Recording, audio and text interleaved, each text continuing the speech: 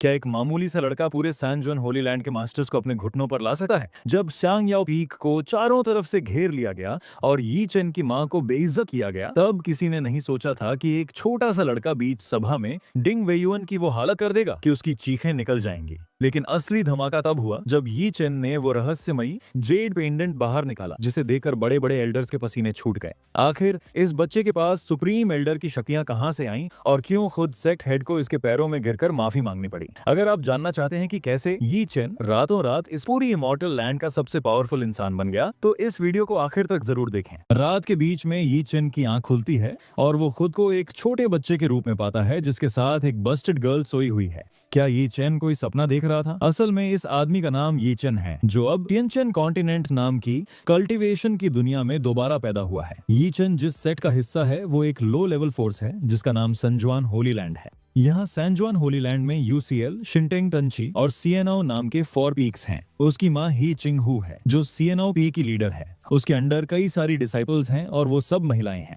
उसकी 7 खास डिसाइपल्स हैं जो दुनिया की सबसे खूबसूरत लड़कियां हैं और उनका स्वभाव बहुत ही अनोखा है, जिन्हें 7 ब्यूटीज ऑफ इमॉर्टल डेस्टिनी कहा जाता है। ये सातों सीनियर सिस्टर्स यी चेन से बहुत प्यार करती हैं और बारी बारी से उसका ख्याल रखती हैं। आखिर वो सिर्फ 7 साल का बच्चा जो है। आज यी चेन के साथ उसकी 4th सीनियर सिस्टर यू लिंगसी है। जैसे ही यी चेन गहरी नींद में जाने वाला था, उसके दिमाग में एक सिस्टम प्रॉम्प्ट सुनाई देता है। होस्ट टिएनचेन कॉन्टिनेंट में आपका स्वागत है। सुप्रीम होली बॉडी एक्टिवेट हो रही है, एक्टिवेट हो रही है, एक्टिवेट हो रही है। अगले ही पल यी चेन के दिल में ऐसी जलन महसूस हुई जैसे कोई भयंकर आग लगी हो, जिससे वो जमीन पर गिर गया और दर्द के मारे तड़पने लगा। उसने उम्मीद नहीं की थी कि यहाँ आते ही उसे अपनी कल्टीवेटिंग शुरू करनी पड़ेगी। तभी सिस्टम ने एक और प्रॉम्प्ट दिया। होस्ट, मैंने आपकी मेमोरी में शिनहुआंग मार्शल आर्ट्स जोड़ दी है। कृपया जितना जल्दी हो सके इसकी प्रैक्टिस करें। अपनी सांस और ची को कंट्रोल करना याद रखें ताकि आपका शरीर फट न जाए और आपकी मौत न हो जाए। सिस्टम द्वारा दिए गए शिनहुआंग मार्शल आर्ट्स को फॉलो करते हुए यी चेन ने उस बेकाबू एनर्जी को काबू में कर लिया। सुप्रीम इमॉर्टल बॉडी 10,000 सालों में मिलने वाली एक दुर्लभ फिजिक है,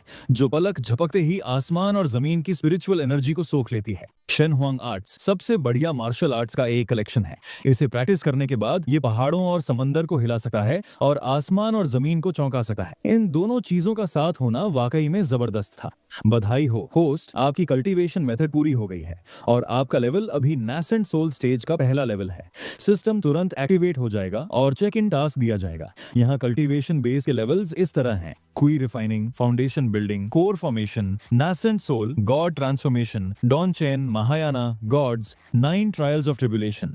छोटे यी चेन के पास पहले कोई कल्टीवेशन नहीं थी। अगर कोई टैलेंटेड इंसान भी हो तो उसे नैसेंट सोल स्टेज तक पहुंचने में कम से कम 30 साल लगते। लेकिन हैरानी की बात यह थी कि कुछ ही घंटों में यी चेन न केवल नैसेंट सोल स्टेज पर पहुंच गया, बल्कि उसका शरीर भी साइज में बड़ा हो गया। उसी वक्त उसकी 4th सीनियर सिस्टर भी जाग गई। अगर उसे यी चेन के अचानक बड़े होने का पता चल गया तो बहुत बड़ी मुसीबत हो जाएगी।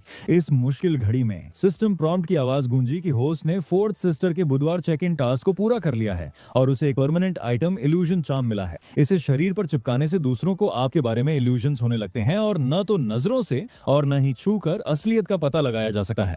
इसका इस्तेमाल जल्दी में अलग अलग बॉडी टाइप्स की पहचान छुपाने के लिए किया जा सकता है। यी चेन ने फौरन उस इल्यूजन चार्म को अपने माथे पर चिपका लिया। 4th सीनियर सिस्टर ने यी चेन को हैरानी से देखा और कहा, तुम जमीन पर क्यों बैठे हो? तुम्हारे कपड़े इतने फटे हुए क्यों हैं? यी चेन ने चैन की सांस ली और सोचा कि इल्यूजन चार्म ने जरूर काम कर दिया है। उसने बहाना बनाया कि शायद नींद में चलने की वजह से वो गिर गया होगा। 4th सीनियर सिस्टर ने तुरंत यी चेन को गोद में उठा लिया और कहा, मुझे माफ कर दो। सीनियर सिस्टर ने तुम्हारा ठीक से ख्याल नहीं रखा, जिसकी वजह से तुम्हें चोट लगी। पर मुझे ऐसा क्यों लग रहा है कि तुम पहले से भारी हो गए हो? यी चेन ने घबराते हुए जवाब दिया, कल रात मैंने बहुत ज्यादा खाना खा लिया था। 4th सीनियर सिस्टर मुड़ी और बोली, तो तुम्हारा वजन बढ़ गया है। अब सुबह हो गई है, उठ जाओ वरना तुम्हारी माँ फिर से परेशान हो जाएंगी। तभी यी चेन को सिस्टम से एक साइन इन टास्क मिला, सिस्टम रिमाइंडर। अब होस्ट को एक नया टास्क दिया जाता है। 5th सिस्टर के पीछे जाओ और उनसे एल्केमी स्किल्स सीखो। यी चेन ने अपना सिर घुमाया और 4th सीनियर सिस्टर की ओर देखा। 4th सिस्टर, क्या आज का आपका कोई प्लान है? मैं चाहता हूं कि कोट पहने हुए 4th सीनियर सिस्टर ने जवाब दिया, मैं तो अपनी मेडिटेशन और कल्टीवेशन की प्रैक्टिस करूंगी। तुम क्या करना चाहते हो? यी चेन का ध्यान अब उनकी बातों पर नहीं था, क्योंकि पीछे से वो बहुत ही ज्यादा खूबसूरत लग रही थी। 4th सीनियर सिस्टर ने देखा कि यी चेन कुछ बोल नहीं रहा है, तो उन्होंने धीरे से मुड़कर उसे देखा। उनकी मुस्कान सीधे यी चेन के दिल पर लगी और उसके नाक से खून बहने लगा। यी चेन की ये हालत देखकर 4th सीनियर सिस्टर उसे उठाकर तुरंत अपनी माँ के पैलेस ले गईं। ही चिंग हु भी यह देखकर घबरा गईं। फोर्थ सीनियर सिस्टर ने समझाया कि सुबह जब यी चेन उठा था तब तो ठीक था, पर अचानक नाक से खून आने लगा और वो बेहोश हो गया और उसके चेहरे पर एक अजीब सी मुस्कान थी। उस वक्त भी यी चेन यही सोच रहा था कि आपने मुझे नीचे क्यों उतार दिया। ही चिंग हू ने घबराहट में एक पिल निकाली और कहा, शायद ये लिटिल चेन की पुरानी कल्टीवेशन का साइड इफेक्ट है। उम्मीद है कि मेडिसिन किंग वैली से मिली यह स्वॉलोइंग पिल उसकी मदद करेगी। उन्होंने वो पिल यी चेन के मुंह में डाल दी और फोर्थ सीनियर सिस्टर के साथ बेचैनी से उसके असर करने का इंतजार करने लगी। इसी बीच यी चेन ने पेट दर्द का नाटक किया, करवट बदली और चुपके से उस पिल को बाहर थूक दिया। उसने अपने शरीर से वो इल्यूजन चार्म भी हटा दिया जो उसकी बॉडी साइज को कंट्रोल कर रहा था। अगले ही पल यी चेन के शरीर से रोशनी का एक जोरदार धमाका हुआ। थोड़ी देर बाद यी चेन अपने असली साइज में वापस आ गया और एक जवान लड़के जैसा दिखने लगा। उसने हैरान होने का नाटक किया और खुशी से पूछा, माँ आपने मुझे कौन सी दवा दी, ये तो कमाल की है। अचानक फोर्थ सीनियर सिस्टर ने अपनी मुट्ठी तानी और यी चेन पर हमला कर दिया। वो चिल्लाई, तुम कौन हो, तुमने मेरे यी चेन के साथ क्या किया। लेकिन अब यी चेन के पास नैसेंट सोल स्टेज पर होने की वजह से यी चेन ने बड़े आराम से अपनी सिस्टर के हमले को रोक दिया। उसने फौरन अपनी फोर्थ सिस्टर को समझाया, फोर्थ सिस्टर ये वाकई में मैं ही हूँ, आपके पैर के तलवे पर एक तिल है, क्या यह साबित करने के लिए काफी नहीं है। ये सुनकर फोर्थ सीनियर सिस्टर दंग रह गई। यहाँ तक कि उनकी मास्टर को भी ये बात नहीं पता थी, सिर्फ यी चेन ही ये जानता था। अपनी चमकती आंखों के साथ ही चिंग हू ने यी चेन को गले लगा लिया और कहा, मैं महसूस कर सकती हूँ मेरे बेटे के शरीर में ऑरा का सैलाब उमड़ रहा है जो दुनिया में बहुत कम देखने को मिलता है। मेरा लिटिल चेन आखिरकार मार्शल आर्ट्स की प्रैक्टिस करने के काबिल हो गया। लेकिन यी चेन ने कहा, माँ मैं सबसे पहले खुद को छुपाने की कला यानी डिस्गाइज सीखना चाहता हूँ। ही चिंग हू ने हैरानी से देखा तो यी चेन ने समझाया, मुझे अचानक इतनी बड़ी शक्ति मिली है, मुमकिन है कि दूसरे लोग मुझसे जलने लगे। खुद को छुपाना सीखने से मुश्किल वक्त में मेरी जान बच सकती है। माँ ने सिर हिलाया और कहा, बात तो सही है, मेरा बेटा कितना समझदार हो गया है। तो फिर तुम अपनी थर्ड सीनियर सिस्टर के पास जाओ और उनसे आर्ट ऑफ डिस्गाइज सीखो। यी चेन को जाते देख फोर्थ सीनियर सिस्टर को अब भी यकीन नहीं हो रहा था कि जो बच्चा कल रात उन्हें गले लगाकर सोया था वो अचानक इतना हैंडसम लड़का बन गया। तभी उनका चेहरा शर्म से लाल हो गया, जैसे उन्हें कुछ याद आया हो। ओ नहीं, अगर यी चेन थर्ड सिस्टर के हाथ लग गया तो पता नहीं क्या हो जाएगा। इसी बीच एक दूसरे आंगन में एक बेहद खूबसूरत परी जैसी दिखने वाली लड़की को छींक आई। वो सोचने लगी, ये क्या हो रहा है, मुझ जैसी कल्टीवेटर को जुकाम कैसे हो सकता है। ये अन म्याओ हान थी। जब यी चेन वहां पहुंचा तो उसने गलती से थर्ड सीनियर सिस्टर को कपड़े बदलते हुए देख लिया। घबराकर यी चेन ने तुरंत माफी मांगी, लेकिन अन म्योहान को इस बात से कोई फर्क नहीं पड़ा और वो अपने काम में लगी रही। यी चेन ने शर्माते हुए कहा, मैंने वो जादुई दवा पी ली थी और अब मैं पहले जैसा नहीं रहा। ये सुनकर अन म्योहान ने यी चेन को गौर से देखा और जवाब दिया, वाकई तुम अब काफी लंबे और हैंडसम हो गए हो। अपनी ऐसी तारीफ सुनकर यी चेन और भी ज्यादा शर्मा गया और उनकी आंखों में देख भी नहीं पा रहा था। उसे डर था कि कहीं वो उसे कच्चा ना चबा जाए, लेकिन अन म्योहान उसे चिढ़ाती रही और बोली, तुम तो और भी ज्यादा स्वादिष्ट लगने लगे हो। यी चेन ने सोचा कि थर्ड सीनियर सिस्टर वाकई में चार्म आर्ट्स की उस्ताद हैं। उनकी हर बात और हरकत ख्यालों में खो जाने जैसी थी। अचानक अन म्योहान ने बात बदली, तुम यहाँ आर्ट ऑफ डिस्गाइज सीखने आए हो ना। यी चेन ने हाँ कहा। तब थर्ड सिस्टर ने समझाया, इस कला को सीखने के लिए तुम्हें चेहरे के 4 हिस्सों की गहरी जानकारी होनी चाहिए, स्किन, मसल्स, बोन्स और टेंडन्स। तुम्हें ये किताबें पढ़नी होंगी। लेकिन जब यी चेन ने किताबें खोली तो उसे कुछ समझ नहीं आया। ये तो मैथ्स से भी ज्यादा मुश्किल था। ऊपर से थर्ड सीनियर सिस्टर उसे लगातार घूर रही थी, जिससे शांति से पढ़ना नामुमकिन था। वाई चेन ने सोचा कि वो किताबें लेकर चला जाए, पर एन म्योहान ने उसे रोक दिया और कहा, मेरी ये किताबें टॉप सीक्रेट हैं, तुम इन्हें कमरे से बाहर नहीं ले जा सकते, इसलिए तुम्हें यहीं रुकना होगा। एन म्योहान के दबाव की वजह से यी चेन को मजबूरी में वहीं रुकना पड़ा। ये सब बस इसलिए था ताकि यी चेन जल्द से जल्द आर्ट ऑफ डिस्गाइज सीख सके। थोड़ी देर बाद अन म्योहान को गर्मी लगने लगी और वो कमरे से बाहर चली गई। यी चेन मन ही मन सोचने लगा, क्या आप मुझसे भी ज्यादा हॉट हो सकती हैं? और इतनी देर हो गई पर मेरा ध्यान अब भी पढ़ाई में नहीं लग रहा है। तभी कमरे के बाहर से किसी ने आवाज दी, थर्ड सीनियर सिस्टर, मास्टर ने सबको मीटिंग हॉल में बुलाया है। वाई चेन ने बाहर भागकर एक नौकरानी से पूछा कि क्या हुआ है। उसने बताया, दिंग वेयुआन फिर से कुछ ढूंढते हुए आया है और उसने हमसे मास्टर यू शाओफंग के जन्मदिन के लिए गिफ्ट तैयार करने को कहा है, वो भी अपनी मर्जी की लिस्ट के हिसाब से। इससे पहले कि यी चेन और कुछ पूछता, थर्ड सीनियर सिस्टर पीछे से गुस्से में चिल्लाई, उस यू शाओफंग की हिम्मत कैसे हुई? क्या उन्हें वाकई लगता है कि हम उनसे कमजोर हैं? चलो मैं भी देखना चाहती हूँ कि वो शांग याओ पीक में क्या तमाशा करना चाहता है। वो हाथ में कोड़ा लिए कातिलाना अंदाज में बाहर निकली। मीटिंग हॉल में डिंग वेयुआन बड़े घमंड के साथ बैठा था और सबको डांट रहा था, कितने दिन बीत गए, तुम्हें बस ये फालतू सामान तैयार करना था, तुम लोग क्या कर रहे हो? हे चिंग हू ने शर्मिंदगी के साथ कहा, ये शांग याओ फोंग की तरफ से लॉर्ड के जन्मदिन का तोहफा है, इसमें बहुत कीमती जड़ी बूटियां भी हैं। अगले ही पल डिंग वेयुआन ने हे चिंग हू के सिर पर वार किया और चिल्लाया, क्या मैंने तुम्हें ये कचरा तैयार करने को कहा था? ये देखकर फोर्थ सीनियर सिस्टर यू लिंगसी को बहुत गुस्सा आया और वो बोली, एक छोटे से एल्डर होकर तुम्हारी हिम्मत कैसे हुई पीक मास्टर की बेइज्जती करने की? अगर ही चिंग हू ने उन्हें न रोका होता तो शायद वहीं लड़ाई शुरू हो जाती। डिंग वेयुआन को उम्मीद नहीं थी कि यू लिंगसी उसका सामना करेगी। उसने धमकी देते हुए कहा, तुम्हारी हिम्मत कैसे हुई मुझसे ऐसे बात करने की? क्या तुम सान वान होली लैंड में नहीं रहना चाहती? सान वान के चारों पीक्स हमारे यूसीएलपी की छाया में जिंदा हैं। तुम्हारी क्या औकात है जो मुझ पर चिल्लाओ? उसी वक्त थर्ड सीनियर सिस्टर अन म्याओहान वहां पहुंची और दूर से ही करारा जवाब दिया। मैं बहुत देर से किसी कुत्ते के भौंकने की आवाज सुन रही थी तो पता चला कि एक कुत्ता अंदर घुस आया है। गुस्से के मारे डिंग वेयुआन कांपने लगा और बोला, ठीक है, तुम लोग बहुत बिगड़ गए हो। मैं मास्टर को रिपोर्ट करूंगा और अगले महीने से तुम्हें एक चवन्नी भी नहीं मिलेगी। इतना कहकर वो जाने लगा तो हे चिंगहू ने पीछे से माफी मांगते हुए कहा, एल्डर डिंग शांत हो जाइए, ये सब एक गलतफहमी थी। हम माफी मांगना चाहते हैं, कृपया मास्टर चिन से कोई शिकायत मत कीजिएगा। ये सुनकर डिंग वेयुआन रुका और ठंडी आवाज में बोला, माफी? तुम इस गिफ्ट की भरपाई कैसे करोगी? ही चिंग हू ने कहा, आप जो चाहते हैं अगर हमारे पास होगा तो हम जरूर देंगे। तब डिंग वेयुआन ने अपनी गंदी नीयत दिखाते हुए कहा, मैंने सुना है कि जूनियर सिस्टर अंचाम दिखाने में बहुत माहिर है। अगर वो मेरी अच्छे से सेवा करे तो मैं खुश हो जाऊंगा और तुम्हें माफ कर दूंगा। सबको हैरान करते हुए अन म्याओहान बिना किसी हिचकिचाहट के मान गई। ही चिंग हू उसे रोक भी नहीं पाई। अन म्याओहान उसके करीब गई और बड़े ही कातिलाना अंदाज में कहा, लेकिन मेरे तरीके बहुत ही जबरदस्त हैं। मुझे डर है कि एल्डर डिंग अपनी ताकत खोने का सदमा बर्दाश्त नहीं कर पाएंगे। अन म्याओहान ने आगे कहा, मेरी एक और सिस्टर है जिसने मेरी ही तरह आर्ट सीखी है, क्या आप उनके साथ ट्राई करना चाहेंगे? ये सुनकर डिंग वेयुआन खुशी से अपना सिर हिलाने लगा। तभी उन्होंने देखा कि एक बहुत ही खूबसूरत महिला उनकी तरफ आ रही है।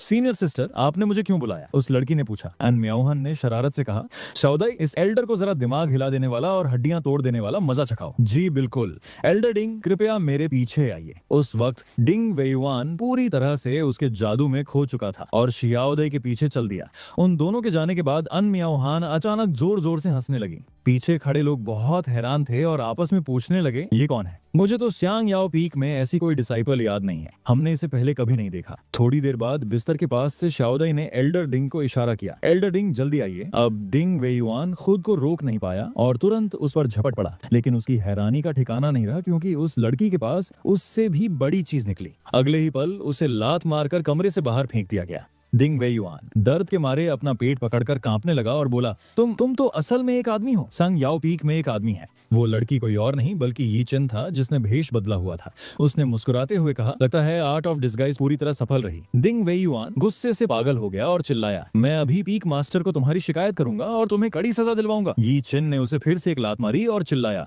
तो फिर तुम यहाँ क्या कर रहे थे? यी चिन ने उस मुसीबत पैदा करने वाले एल्डर यू शाओफंग के आदमी डिंग वेयुआन को घायल कर दिया। जल्द ही यह खबर एल्डर यू शाओफंग के कानों तक पहुंच गई, इसलिए तीनों एल्डर्स घायल डिंग वेयुआन को लेकर स्यांग याओ पीक पर मामले की जांच करने पहुंचे। डिंग वेयुआन ने चिल्लाकर कहा, स्यांग याओ पीक सिर्फ महिला डिसाइपल्स के लिए है, पर यहाँ आदमी भी हैं। ये बहुत बड़ा अपराध है, इसकी जांच होनी चाहिए। लेकिन हे चिंग हू अपनी बात पर अड़ी रही कि स्यांग याओ पीक पर कोई आदमी नहीं है। डिंग वेयुआन ने गुस्से में मेज पर हाथ पटका, वो तुम्हारी जूनियर सिस्टर शाओदाई है, वो असल में भेष बदला हुआ एक आदमी है। ही चिंग हू ने जवाब दिया, संग याओ पीक पर इस नाम का कोई नहीं है। एल्डर डिंग, बकवास मत कीजिए, आप अनजान बनने का नाटक कर रही हैं। आपने ही तो उसे कहा था कि मुझे ले जाकर। डिंग वेयुआन की बात अचानक बीच में ही रुक गई। ये देखकर अन म्याओहान ने पूछा, क्या करने को? आगे बोलिए एल्डर डिंग, मैं भी जानना चाहती हूँ कि आप हमारी सियानो पीक की महिला डिसाइपल्स के नहाने वाली जगह के पास सिर्फ अंडरवेयर में क्या कर रहे थे? नियमों के मुताबिक आउटर पीक के डिसाइपल्स को सियानो पीक के ट्रेनिंग रूम के पास आने की इजाजत नहीं है और उस जगह तो बिल्कुल नहीं जहां सब बिना कपड़ों के नहाती हैं। ये सुनते ही डिंग वेयुआन के पास कहने को कोई शब्द नहीं बचा।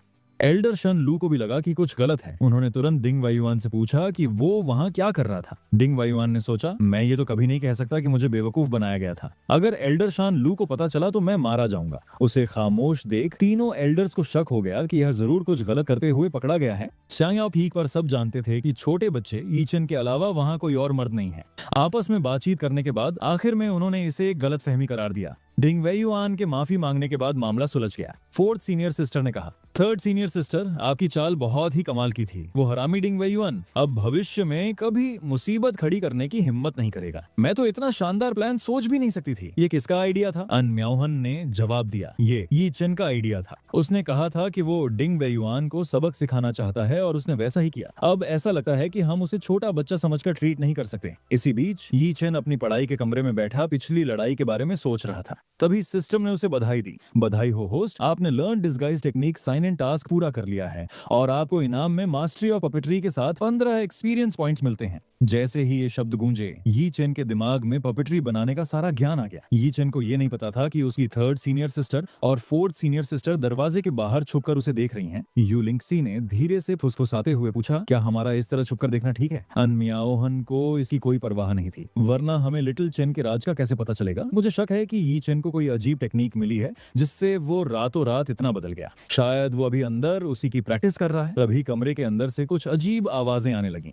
अब अगर हम अंदर झपटें तो हम उसका अनजाना राज पकड़ सकते हैं। अन मियाओहन ने अचानक दरवाजा खोला और चिल्लाई, पकड़ लिया तुम्हें। वहां उन्होंने देखा कि यी चेन के दोनों हाथ एक फीमेल पपेट्री की जांघों पर थे। उन्हें समझ नहीं आया कि वो क्या करना चाहता है। ये दोनों खूबसूरत सीनियर सिस्टर्स उसे चिढ़ाने लगीं कि वो उसकी मदद कर सकती थीं। यी चेन घबराकर चिल्लाया, ये एक गलत फहमी है, ये गुड़िया एक पपेट्री है जो मैंने बनाई है। पता चला कि यी चेन ने अभी अभी मास्टरी ऑफ पपेट्री सीखी थी और वो उसे बस आजमा रहा था, लेकिन उसे गलत समझ लिया गया। पूरी बात सुनने के बाद दोनों बहनें दंग रह गईं। मास्टरी ऑफ पपेट्री बहुत ही गहरी कला है जिसे पूरे सैन जुआन होली लैंड में कोई नहीं जानता। इस छोटे से लड़के ने इसे खुद ही सीख लिया और ऐसा लगता है कि इसकी कंप्लीशन रेट भी बहुत ज्यादा है। अपनी बहनों के हैरान चेहरे देखकर यी चेन को समझ आ गया कि ये मास्टरी ऑफ पपेट्री कितनी महान चीज है। उसने सोचा कि भविष्य में उसे अपनी शक्तियों को छुपाकर रखना चाहिए। तभी थर्ड सीनियर सिस्टर अन मियाओहन ने उत्सुकता से पूछा, इस पपेट्री के शरीर पर ये 5 ग्रूव्स किस लिए हैं? यी चेन ने बताया कि ये सिंगी के लिए अपग्रेड इंटरफेसेस हैं। भविष्य में इनमें एनर्जी क्रिस्टल्स लगाए जा सकते हैं जिससे ये एक बैटल फॉर्म में बदल जाएगी। जब वो गर्व से अपनी पपेट्री के बारे में बता रहा था तभी इस सिस्टम ने एक और टास्क दिया। होस्ट को नया टास्क दिया जाता है, बैक माउंटेन पर जाओ और वहां के 1000 ईयर ओल्ड पाइन ट्री के नीचे साइन इन करो। दूसरों को ये शक न हो कि सिंगी एक पपेट्री है। यी चेन ने अपनी थर्ड सिस्टर से कपड़ों का एक सेट उधार लिया। सीनियर सिस्टर से कपड़े उधार लेकर यी चेन बैक माउंटेन की तरफ निकल गया। बैक माउंटेन उसकी सोच से भी कहीं ज्यादा बड़ा था। वो सोचने लगा कि आखिर इस 1000 ईयर ओल्ड पाइन ट्री को कहां ढूंढूं। उसने सिंगी से कहा, चलो हम अलग हो जाते हैं, अगर तुम्हें वो मिल जाए तो मुझे बुला लेना। हालांकि सिंगी के पास खुद की कोई कल्टीवेशन नहीं थी, लेकिन यी चेन के ट्रू एसेंस की वजह से वे दोनों एक दूसरे से जुड़े हुए थे। तभी सीन बदलता है और डिंग वेयुआन अपनी गंदी नीयत के साथ सिंगी को निशाना बनाता है। मौका पाकर उसने सिंगी की पीठ पर अपने हाथ से वार किया। डिंग वेयुआन ने धमकी देते हुए पूछा, मुझे सच सच बताओ, क्या तुम्हारे सिएनो पीक ने किसी आदमी को छुपा रखा है? लेकिन उसे कोई जवाब नहीं मिला। डिंग वेयुआन चिढ़ गया और बोला, कोई जवाब नहीं? एक मामूली सी डिसाइपल भी अब मुझसे नहीं डरती? लगता है अब तुम्हें थोड़ा तड़पना पड़ेगा। उस दिन की वजह से मुझे बुरे सपने आते हैं, आज तुम्हें वो कर्ज चुकाना होगा। चलो अपना चेहरा दिखाओ। जैसे ही डिंग वेयुआन ने उसका स्कर्ट उठाया तो उसे अंदर का नजारा देखकर झटका लगा, क्योंकि वहां लगातार घूमने वाले गियर्स लगे हुए थे। उसने सोचा कि यह ढांचा वैसा नहीं है जैसा उसने किताबों में पढ़ा था। उसी वक्त यी चेन सही समय पर वहां पहुंचा और उस नीच इंसान को लात मारकर दूर फेंक दिया। उसने कहा, डिंग वेयुआन, तुम स्यांग याओ पीक पर छुपकर आए और एक महिला डिसाइपल पर हमला किया। लगता है तुम अपनी जिंदगी से थक चुके हो। लेकिन डिंग वेयुआन गुस्सा होने के बजाय हंसने लगा। आखिरकार तुम सामने आ ही गए। अब मुझे यकीन हो गया कि उस दिन जो हुआ वो कोई वहम नहीं था। पिछली बार मैं तुम्हारे हमले के लिए तैयार नहीं था, और इस बार तुम्हें मेरी असली ताकत का पता चलेगा। डिंग वेयुआन की कल्टीवेशन लेवल अब नासेंट सोल स्टेज के तीसरे लेवल पर थी। उसने अपनी तलवार निकाली और यी चेन पर हमला कर दिया। भले ही यी चेन नासेंट सोल स्टेज के पहले लेवल पर था, लेकिन उसके पास लड़ने के लिए कोई हथियार नहीं था, इसलिए वो बस बचकर भाग रहा था। जब डिंग वेयुआन बहुत देर तक उसे छू भी नहीं पाया तो उसने ताना मारा, कमीने लड़के, तुम भागते बहुत तेज हो। तुम्हें लगता है कि तुम भागते रहोगे तो मैं कुछ नहीं कर पाऊंगा? यी चेन ने सोचा कि उसकी सुप्रीम इमॉर्टल बॉडी एक ही सांस में आसमान और जमीन की स्पिरिचुअल एनर्जी सोख सकती है।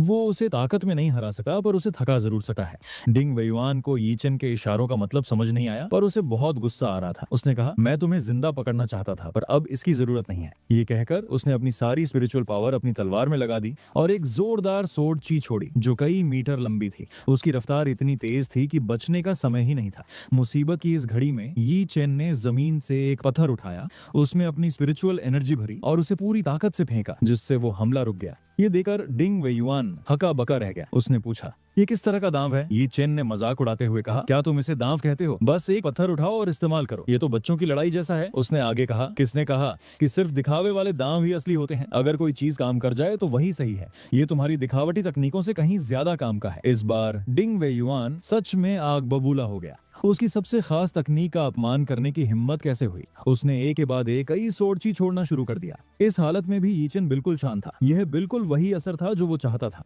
अगर आप स्पिरिचुअल एनर्जी में यी चेन से मुकाबला करेंगे तो आपका हारना तय है। पहले की तरह ही उसने पत्थरों का इस्तेमाल करके सारी सोड ची को रोक दिया।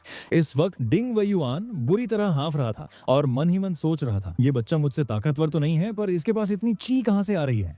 जब तक वो कुछ समझ पाता, एक विशाल पत्थर उसकी तरफ उड़ता हुआ आया। उसने अपनी तलवार के एक वार से उसे बीच से चीर दिया, लेकिन यी चेन चालाकी से उस पत्थर के पीछे छुपा हुआ था। जब तक डिंग वैयुआन उसे देख पाता, बहुत देर हो चुकी थी। यी चेन ने उसकी छाती पर जोरदार पाम स्ट्राइक मारी। वार इतना ताकतवर था कि वो पत्थर से टकराने के बाद ही रुका, लेकिन जब धुआं छटा तो वहां कोई नहीं था। उसके भागने के हुनर वाकई लाजवाब थे। अभी यी चेन इस बात से अनजान था कि उसकी हालिया लड़ाई को एक रहस्यमयी और ताकतवर शख्स देख रहा था। उसने धीरे से कहा, लगता है डिसाइपल्स के बीच एक बहुत ही कमाल का लड़का मौजूद है।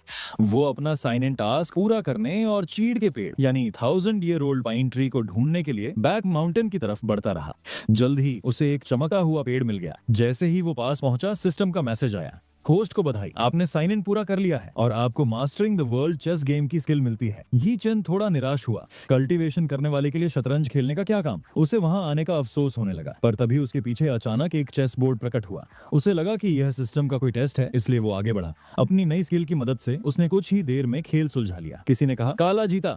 अगले ही पल चेस बोर्ड में दरारें पड़ने लगी और वह टूटने लगा। तभी वहां से एक बहुत ही खूबसूरत महिला बाहर निकली और खुशी से झूमते हुए बोली, आखिरकार किसी ने इस खेल को सुलझा लिया और मैं आजाद हो गई। आसमान में उड़ती उस सुंदरी को देख यी चेन दंग रह गया। सिंगी उसे बचाने के लिए तुरंत आगे आई। उस महिला ने पूछा, तुम किस पी के डिसाइपल हो। उसने आदर के साथ जवाब दिया, प्रणाम, मैं सांग याओ पी का डिसाइपल हूँ, मेरा नाम यी चेन है। वो महिला हैरान रह गई। सैंग याओ पीक ने लड़कों को कब से लेना शुरू कर दिया। उसने सावधानी से कहा, मुझे एक नियम के हटकर वहां जगह मिली है। उसे उम्मीद नहीं थी, पर उस महिला ने बुरा मानने के बजाय इस फैसले की तारीफ की और कहा कि वो अपनी मास्टर का शुक्रिया अदा करे।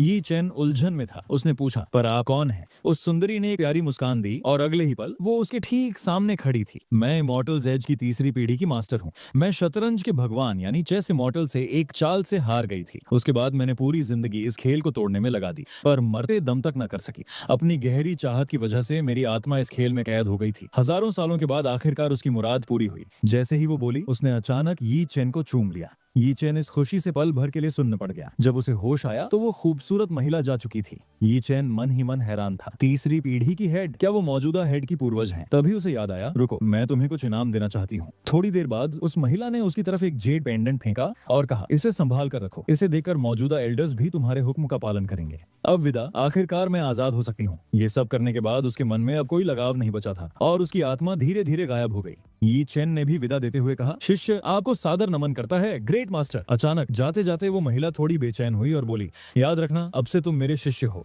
और इस इमॉर्टल लैंड के सुप्रीम एल्डर हो। यी चेन ने अपने हाथ में उस जेड पेंडेंट को देखा और उसका दिल खुशी से भर गया। ये तो एकदम यूरोपियन स्टाइल था। साइन इन करो, साइन आउट करो और सुप्रीम एल्डर बन जाओ। अब भला सैन जुआन होली लैंड में किसकी हिम्मत थी जो उससे पंगा ले। तभी उसे महसूस हुआ कि कोई बहुत तेजी से उनकी तरफ आ रहा है। उसने तुरंत सिंगी को खींचा और जंगलों की तरफ भागा। कुछ ही पलों में आसमान से ऊर्जा की एक बहुत बड़ी लहर नीचे आई और आने वाला कोई और नहीं बल्कि डिंग वैयुआन था। उन दोनों को आसपास अपनी जानी पहचानी स्पिरिचुअल एनर्जी का एहसास हुआ। डिंग वैयुआन ने अंदाजा लगाया कि यी चेन जरूर कुछ गड़बड़ कर रहा है, क्योंकि वही हाल ही में आसपास देखा गया था। इस वक्त वो एक पेड़ के पीछे छुपकर उस मदद को देख रहा था जिसे डिंग वैयुआन ने बुलाया था। आने वाला शख्स कोई और नहीं बल्कि मौजूदा हेड यू शाओफांग थी। डिंग वैयुआन ने आग में घी डालने का काम किया और बोला, पहली बात तो यह है कि उन्होंने आपके जन्मदिन पर कोई गिफ्ट नहीं दिया और अब वो आदमी जिसने नियमों को तोड़ा है यहीं कहीं है। उसे मजा चखाना ही होगा। ये सुनकर यू शाओफंग का चेहरा ठंडा पड़ गया। उसने कहा, मुझे ये बात पसंद नहीं आई। वह अभी सीएनओपी के बैक माउंटेन पर है, इसलिए मुझे चौकन्ना रहना होगा। लगता है अब वहाँ खून बहाने का वक्त आ गया है। इधर फोर्थ सीनियर सिस्टर यू लिंगसी आईने में खुद को देख रही थी, लेकिन यी चेन के पास इस नजारे का मजा लेने का वक्त नहीं था। वो अपनी माँ का पता लगाने के लिए बेचैन था। यू लिंगसी ने चिढ़कर कहा, अरे क्या तुम्हें दरवाजा खटखटाना नहीं आता? अंदर आओ और देखो तुम्हारी बहन तुम्हारे साथ कैसा बर्ताव करती है। यी चेन मन ही मन शर्मिंदा हुआ, पर उसने गंभीरता से कहा, वक्त कम है, यू शाओफांग जरूर कोई चाल चलने वाली है। थोड़ी देर बाद वो अपनी थर्ड सीनियर सिस्टर अन म्याओहान के कमरे में पहुंचा और उन्हें पूरी कहानी सुनाई। अन म्याओहान ने माथे पर बल देते हुए कहा, मास्टर को वाकई हेड ने यूसीएल पीक पर यह कहकर बुलाया है कि कोई बहुत जरूरी काम है। क्या ये कोई जाल है? ये सुनकर यी चेन कमरे से बाहर भागा ताकि वो हे चिंग हू को ढूंढ सके। दोनों सीनियर सिस्टर्स उसे रोकने लगी क्योंकि उन्हें डर था कि कहीं उसकी मर्द वाली पहचान सबके सामने ना आ जाए, लेकिन उसके पास अब वो जेड पेंडेंट था, इसलिए वो बेखौफ जा सकता था। सनग्वान होली लैंड में अब यी चेन कहीं भी जा सकता था। इससे दोनों सीनियर सिस्टर्स को चैन मिला, पर उन्होंने लड़के के इशारे को गलत समझा। उन्हें लगा कि उसके दिमाग में फिर कोई शरारत चल रही है। इसी बीच कॉन्फ्रेंस हॉल में सारे पीक मास्टर्स जमा हुए। हे चिंग हू वहां पहुंची तो यू शाओफंग ने बस सिर हिलाकर स्वागत किया। वो उलझन में थी और उसने पूछा, मास्टर मेरी बैठने की जगह कहाँ है? तभी डिंग वेयुआन ने घटिया हंसी हंसते हुए कहा, हे चिंग हू, तुम्हारी हिम्मत कैसे हुई सीट मांगने की? आज ये गैदरिंग सिर्फ तुम्हारे संग याओ पी की सजा तय करने के लिए है। उसे फौरन समझ आ गया कि यह एक जाल है, पर उसने डटकर पूछा, एल्डर डिंग, आखिर हमारे यहाँ का गुनाह क्या है? डिंग वेयुआन चिल्लाया, पहला गुनाह, तुमने एक मर्द को छुपा कर रखा है। दूसरा, तुम लोगों ने मुझ जैसे एल्डर को पीटा। और तीसरा, तुमने सेट मास्टर के जन्मदिन के तोहफे का अपमान किया। हे चिंग हू भी पीछे नहीं हटी। एल्डर डिंग, मुझे नहीं पता था कि आप बात को इतना खींचेंगे, पर यह बताइए कि आप हमारी महिला डिसाइपल्स के कमरे में क्या कर रहे थे? डिंग वेयुआन बेशर्मी पर उतर आया, कैसा कमरा? मुझे कुछ नहीं पता। मैंने बस एक आदमी को देखा था और जब उसे पकड़ने गया तो तुम सबने मुझे पीटा। ये सुनकर वो गुस्से से कांपने लगी। तभी टियन की पीक मास्टर ने टोकते हुए कहा, जूनियर सिस्टर, इस बार तुमने हद पार कर दी, तुम्हें माफी मांगनी ही होगी। शिंटिंग पीक मास्टर ने भी सुर में सुर मिलाया। आखिरकार उन्होंने फैसला सुनाया, स्यांग याओ पीक को उस आदमी को हमारे हवाले करना होगा और मुआवजे में 50,000 टेल्स चांदी और 10 टन बेहतरीन जड़ी बूटियां देनी होंगी। स्यांग याओ पीक का सालों से शोषण हो रहा था, उनके पास 5,000 टेल्स जुटाना भी मुश्किल था। तभी यू शाओफंग कड़क कर बोली, ऐसा लगता है कि तुम हमसे अलग होना चाहती हो। ही चिंग हू घबरा कर बोली, नहीं मास्टर, मेरी ऐसी हिम्मत नहीं है। डिंग वेयुआन ने मौके का फायदा उठाया और पास जाकर मजे लेने लगा। उसने फुसफुसाते हुए कहा, अगर तुम पैसे नहीं दे सकती तो मैं मदद कर सकता हूँ, बस तुम्हें मेरे साथ वक्त बिताना होगा। अभी वो बात पूरी भी नहीं कर पाया था कि यी चेन वहां पहुंच गया और उसने एक जोरदार लात मारी। उसने उसे तब तक पीटा जब तक चेहरा नहीं बिगड़ गया। आखिरी बार उसने इतना तेज किया कि डिंग वेयुआन कभी बाप बनने लायक नहीं बचा। वो दर्द से बेहोश हो गया। उसने कमर पर हाथ रखा और शान से बोला, सुना है तुम लोग मुझे ढूंढ रहे थे, लो तुम्हारा दादा यहाँ आ गया। हालांकि उसके आने से यह पक्का हो गया कि वहां वाकई एक मर्द छुपा हुआ था। यू शाओफंग के आदेश पर कई डिसाइपल्स हॉल के अंदर घुस आए, पर यी चेन बिल्कुल नहीं घबराया। मेरे सामने ड्रामा करने की तुम्हारी हिम्मत कैसे हुई? उसने अपना बायां पैर जोर से पटका और एक जबरदस्त ताकत से सबको पीछे धकेल दिया। जब वहां मौजूद लोगों ने उसकी स्पिरिचुअल एनर्जी को महसूस किया तो साफ पता चल रहा था कि वो नासेंट सोल रेल्म की शुरुआती स्टेज पर है। टियन की पीक मास्टर ये देखकर दंग रह गया कि इतनी कम उम्र में कोई इतनी ऊंची कल्टीवेशन कैसे पा सकता है। ये देखकर यू शाओफंग ने गुस्से में अपनी कुर्सी का हत्था तोड़ दिया और यी चेन पर हमला करने के लिए झपटी। हे चिंग हू ने घबराकर लड़ाई रोकने की कोशिश की। भाई रहम करो, तुम्हारी कल्टीवेशन तो डोन्यू स्टेज के बीच में है, वो तुम्हारा मुकाबला नहीं कर पाएगा। जैसे ही यू शाओफंग का मुक्का पास पहुंचने वाला था, उसने तुरंत अपना जेड पेंडेंट बाहर निकाल दिया। उसे देखते ही यू शाओफंग के होश उड़ गए, मानो उसने कोई भूत देख लिया हो। क्या यह मास्टर की निशानी है? यी चेन चिल्लाया, जो भी सुप्रीम एल्डर्स का अनादर करेगा उसे मार पड़नी चाहिए। और उसने यू शाओफंग को एक जोरदार थप्पड़ जड़ा जिससे वो दूर जा गिरी। शिंटिंग पीक मास्टर ने शक जताते हुए कहा, पूर्वजों की पीढ़ी के लोग तो अमर हो चुके हैं, इतना जवान सुप्रीम एल्डर, ये जरूर कोई झूठा इंसान है। तभी अचानक उस निशानी से सुप्रीम एल्डर की रूह बाहर निकल आई। तुम पागल हो गए हो क्या? तुम मुझे नहीं पहचानते? तीनों मास्टर्स तुरंत जमीन पर घुटनों के बल बैठ गए। प्रणाम मास्टर, रूह ने डांटते हुए कहा, मत सोचो कि मुझे तुम दोनों की काली करतूतें नहीं पता। कुछ ही सालों में तुम लोगों ने सैन जुआन होली लैंड को बर्बाद कर दिया है। अब से यह सुप्रीम एल्डर ही सबका सुपरवाइजर होगा। हर जरूरी बात इसे बतानी होगी और इसके आदेश मानने होंगे। जो भी इसे नहीं मानेगा मैं उसे अपने साथ ले जाऊंगी। ये सुनकर तीनों डर के मारे कांपने लगे।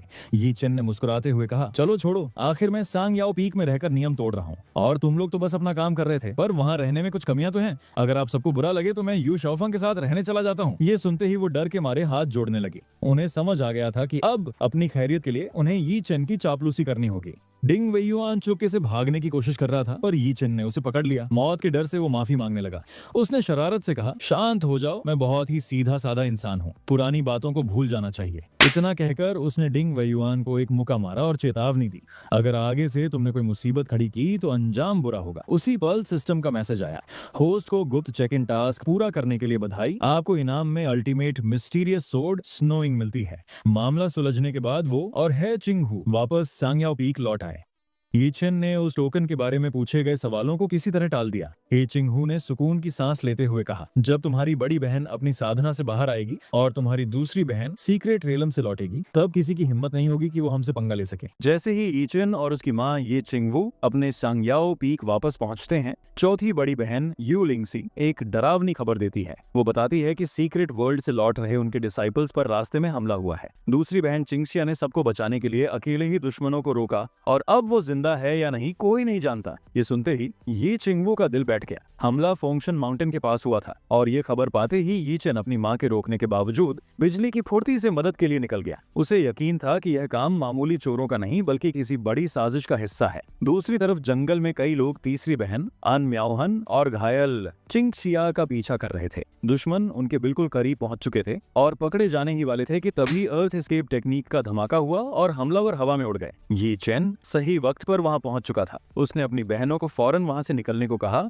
और अकेले ही मोर्चा संभाल लिया। चिंगशिया ने जाते जाते बताया कि दुश्मन उनके कीमती खजाने लूट ले गए हैं, जिस पर यी चेन ने वादा किया कि वो सब कुछ सूद समेत वापस लाएगा। लुटेरों का लीडर यी चेन को अकेला देखकर हंसने लगा और उसे धमकी दी कि अपनी जान प्यारी है तो रास्ता छोड़ दो। यी चेन ने कड़क आवाज में कहा कि सान वन होली लैंड के डिसाइपल्स को लूटने वालों को अपनी मौत की खबर नहीं है क्या। इस पर डाकू ठाके लगाने लगे और बोले कि वो पुराना जमाना बीत चुका है जब इस सेक्ट का नाम चलता था। उनकी बातें सुनकर यी चेन समझ गया कि ये लोग सिर्फ खजाने के लिए नहीं बल्कि पूरे होली लैंड को तबाह करने आए हैं। उसने फैसला किया कि खजाना वापस पाने के लिए उसे इनमें से किसी को जिंदा पकड़ना होगा ताकि वो इनके असली ठिकाने तक पहुंच सके। अगले ही पल सारे डाकू उस पर एक साथ टूट पड़े। ये लोग अपनी नैसेंट सोल स्टेज कल्टीवेशन के घमंड में चूर थे, पर असलियत में उनकी सोर्ड्स पर खतरनाक पॉइजन लगा हुआ था। यी चेन के लिए अपने नए हथियार की ताकत आजमाने का यह एक परफेक्ट अपॉर्चुनिटी था। यी चेन बस एक कैजुअल स्विंग के साथ अपनी सोर्ड की पावर चेक करना चाहता था, लेकिन उस एक वॉर से उसने लगभग पूरे ग्रुप का सफाया कर दिया। पता चला कि उस सोर्ड में स्पिरिचुअल एनर्जी एम्पलीफिकेशन का इफेक्ट था। यी चेन की अर्ली स्टेज कल्टीवेशन असल में गॉड ट्रांसफॉर्मेशन के टॉप स्टेज जैसा रिजल्ट दे रही थी। बैंडिट्स का लीडर वहां एक पल भी रुकने की हिम्मत नहीं कर सका और रोते बिलखते वहां से भाग निकला। यी चेन ने अजीब तरह से मुस्कुराते हुए कहा, जितनी जोर से भाग सकते हो भागो और अपने साथियों के पास जाओ। सेकंड सिस्टर और थर्ड सीनियर सिस्टर को बचाने के बाद यी चेन ने उस बैंडिट लीडर का पीछा किया और उनके स्ट्रॉन्ग होल्ड तक पहुंच गया। उसे पता चला कि ये लोग स्नो ईगल सेक्ट के डिसाइपल्स थे। उन्होंने सैन वन होली लैंड के लोगों को सीक्रेट रेलम में खजाना खोजने के लिए भेजा था और फिर उसे लूटने का प्लान बनाया था। इस पूरे खेल का मास्टरमाइंड कोई और नहीं बल्कि स्नो ईगल सेक्ट का एल्डर था। तभी वह बैंडिट लीडर घबराया हुआ वापस आया और बोला, एल्डर, हम उस फीमेल डिसाइपल को पकड़ने ही वाले थे जो उसे बचाने आई थी, लेकिन तभी वहां ये लड़का आ गया। वह कम से कम गॉड ट्रांसफॉर्मेशन स्टेज के टॉप पर है और उसने एक ही वार में हमारे दर्जन से ज्यादा डिसाइपल्स को मार दिया। एल्डर चौंक गया और उसने पूछा, क्या सैन जुआन होली लैंड के 4 पीक्स का लॉर्ड यहाँ आ गया है? बैंडिट लीडर ने जवाब दिया, नहीं, वह लड़का सिर्फ 17 या 18 साल का है, वो पीक मास्टर नहीं हो सकता। एल्डर ने तुरंत उसे नीचे गिरा दिया और कहा, बकवास बंद करो। एक जवान लड़के की कल्टीवेशन गॉड ट्रांसफॉर्मेशन स्टेज की कैसे हो सकती है? तुम जरूर अपने घमंड में उस लड़की से हार गए होगे और अपनी जान बचाने के लिए यह झूठ बोल रहे हो। बैंडिट लीडर बोला, एल्डर, अगर मैं आधा भी झूठ बोलूं तो मुझ पर थंडरबोल्ट गिरे। जैसे ही उसने अपनी बात खत्म की, सच में एक थंडरबोल्ट आ गिरा। जैसे ही एल्डर उस झूठ बोलने वाले को मारने वाला था, यी चेन हजारों लाइटनिंग बोल्ट्स के साथ वहां प्रकट हुआ। एल्डर के पसीने छूटने लगे और उसने पूछा, यह आदमी कौन है जो ऐसा हेवनली फिनोमेनन ला सकता है? बैंडिट लीडर तुरंत चिल्लाया, यही है वो, इसी ने हमारे लोगों को एक झटके में खत्म किया था। ये यहाँ भी पहुंच गया संभल कर। एल्डर इतना गुस्सा हुआ कि उसने उसे मुक्का मार दिया और कहा, तुम ही उसे यहाँ लेकर आए हो? फिर उसने सोचा कि शायद ये सजा मांगने आया है। उसने अपने आदमियों से कहा, जल्दी से फॉर्मेशन तैयार करो और मेरे सिग्नल का इंतजार करो। इसके बाद वह यी चेन के पास गया। एल्डर बोला, मैं साइक स्विंग मेंडोइस्ट का एल्डर हूँ, क्या मैं पूछ सकता हूँ कि तुम हमें क्यों रोक रहे हो? उसने आगे कहा, तुम्हारी इतनी हिम्मत, क्या तुम जानते हो कि सैन जुआन रिवर के पीछे स्नो ईगल सेक्ट का इलाका है? सिर्फ एक सोर्ड लेकर तुम हमें उकसा रहे हो? ये तो बस। इससे पहले कि वो अपनी बात पूरी कर पाता, यी चेन ने एक जबरदस्त सोर्ड स्ट्राइक की। वह सोर्ड एनर्जी एल्डर के पास से गुजरी और उनके नीचे बहने वाली नदी को 2 हिस्सों में चीर दिया। एक अकेला इंसान और एक सोर्ड पूरी नदी को तोड़ने के लिए काफी थे। एल्डर ने देखा कि नेगोशिएशन टूट गया है और चिल्लाकर मुझे ब्लेम किया कि मैं बहुत रूथलेस हूँ। फॉर्मेशन एक्टिवेट हुआ, पर तभी यी चेन ने स्मार्क किया और कहा, क्या तुम उन्हें बुला रहे हो? अचानक कई डिसाइपल्स जो फॉर्मेशन सेट कर रहे थे बिना किसी के नोटिस किए हवा से नीचे गिर गए। एल्डर को अचानक रियलाइज हुआ कि तुमने जानबूझकर मुझे बातों में फंसाया और टाइम स्टॉल किया ताकि तुम लाइटनिंग का यूज करके उन पर स्नीक अप कर सको। जैसे ही वो बोला, ई चेन का डैगर उसके लेफ्ट शोल्डर पर लगा, जिससे उसे हर जगह कमजोरी फील होने लगी। ये साफ था कि उसे पॉइजन दिया गया था। ई चेन ने कुछ नहीं छुपाया और कहा, मैंने ये तुम्हारे डिसाइपल से ही लिया है। क्या ये घोस्टली सौरो पॉइजन है? एल्डर ने तुरंत एंटीडोट निकाला। वो खुद भी उस पॉइजन से डरता था। ई चेन वेट कर रहा था कि वो एंटीडोट निकाले। उसने उसे तब मारा जब वो ऑफ गार्ड था और एंटीडोट नेचुरली उसके हाथों में आ गया। अब सेकंड सिस्टर का पॉइजन क्योर हो सकता था। एल्डर इतना गुस्सा था कि उसने अपने दांत पीसे। उसे पहले कभी इस तरह प्ले अराउंड नहीं किया गया था, खासकर एक छोटे ब्रैड द्वारा जिसकी अभी दाढ़ी भी नहीं आई थी। ई चेन और एल्डर के बीच मुकाबला क्रूशल मोमेंट पर पहुंच गया था और कल्टीवेशन में एल्डर को थोड़ा एडवांटेज था। हालांकि उसे नहीं पता था कि ई चेन ने कभी अपनी फुल स्ट्रेंथ यूज नहीं की थी। अपनी फुल पावर से उसने एल्डर को एक ही मूव में हरा दिया। एल्डर ने मर्सी के लिए भीख मांगी और कहा, सन वन होली लैंड के ट्रेजर्स इस स्टोरेज रिंग में हैं। ई चेन ने स्टोरेज रिंग ले लिया, पर वो डिससैटिस्फाइड लग रहा था। एल्डर ने तुरंत अपना चेरिश्ड वाटर पर्ल निकाला, जिसे उसने बड़े सालों से ट्रेजर किया था। ये वो वाटर पर्ल है जिसे मैंने बड़े सालों से संभाल कर रखा है। इसमें वाटर हार्नेस करने और वेव्स ड्राइव करने का मिराक्युलस इफेक्ट है। प्लीज इसे एक्सेप्ट करें। ई चेन फाइनली सेटिस्फाई हुआ और कहा, वापस जाओ और अपने बॉस को मैसेज दो। अगर तुमने सैन जुआन की होली लैंड पर फिर से अटैक करने की हिम्मत की तो मैं सीधे तुम्हारा माउंटेन गेट डिसमेंटल कर दूंगा। एल्डर जल्दी से मान गया, जी हाँ, मैं ये मैसेज पहुंचा दूंगा। मुझे छोड़ने के लिए थैंक्स। इसी बीच तीनों औरतें बेहोश सेकंड सिस्टर को एंग्शियसली देख रही थीं। इचिंग वू ने लिंडसे से पूछा, चिंग शुआ कैसी है? यूलिंगसी ने हेल्पलेसली रिप्लाई किया, ये पॉइजन गोस्ट सीइंग सॉरो कहलाता है और यह दुनिया का एक स्ट्रेंज पॉइजन है। हालांकि मैं मेडिकल स्किल्स में वेल वर्स्ड हूँ, पर मुझे इसका एंटीडोट नहीं मिल रहा। मुझे डर है कि सेकंड सिस्टर आज की रात नहीं निकाल पाएगी। ये सुनकर एन म्याओहन शॉक हो गई और कहा कि वो स्नो ईगल सेक्ट के बीच से लड़ने जा रही है। अनएक्सपेक्टेडली जैसे ही वो बाहर निकली, उसकी मुलाकात ई चेन से हुई। ई चेन ने गुस्से में पूछा, थर्ड सिस्टर तुम कहाँ जा रही हो? मैं एंटीडोट वापस ले आया हूँ, इसे सेकंड सिस्टर को दे दो। सिर्फ एंटीडोट ही नहीं, बल्कि वो सारे ट्रेजर्स भी जो हमसे छीने गए थे। एन म्याओहन इतनी एक्साइटेड थी कि वो ई चेन की बाहों में दौड़ कर गई और चिल्लाई, तुम सच में महान हो। थर्ड सीनियर सिस्टर की वार्मथ फील करते हुए ई चेन को लगा कि सब कुछ वर्थ इट था। दूसरी तरफ एल्डर भी स्नो ईगल सेक्ट वापस पहुंच गया था। स्नो ईगल सेक्ट का सेक्ट मास्टर बहुत गुस्सा था क्योंकि जिस पर्सन ने फॉर्मेशन लीड किया उसने बताया नहीं। सेक्ट के लोगों को पता चला कि सन जुआन होली लैंड में इतना पावरफुल पर्सन है। इस बार सेक्ट को जो नुकसान हुआ वो बहुत सीवियर था और उसे इसका एक्सप्लेनेशन देना ही था। जैसे ही सब ई चेन की तारीफ कर रहे थे तभी यू शाओफिंग अचानक वहां पहुंचा। मैंने सुना कि टीम पर अटैक हुआ था, मैं अर्जेंटली ट्रूप्स भेज रहा था, पर मुझे उम्मीद नहीं थी कि सीनियर ब्रदर पहले ही हमला कर देंगे। मदद के लिए थैंक यू। ई चेन ने स्नीर किया और कहा, मैं तो बस एक हेल्प कर रहा था, पर क्यांग याओ पी की सेकंड डिसाइपल म्याओ चान इस फाइट में बाकी डिसाइपल्स के रिट्रीट को कवर करते हुए सीरियसली इंजर्ड हो गई है। सेक्ट मास्टर होने के नाते आपको अपना अप्रिसिएशन दिखाना चाहिए, है ना? यू शाओफिंग को कोल्ड स्वेट आने लगा। मैं जल्दी में आया और प्रिपेयर नहीं किया। मैं पक्का 2 दिन में अच्छी मेडिसिन भिजवा दूंगा। क्या 2 दिन? मुझे लगता है ये जेड पेंडेंट एकदम सूटेबल है। ई चेन ने जेड पेंडेंट दिखाते हुए कहा।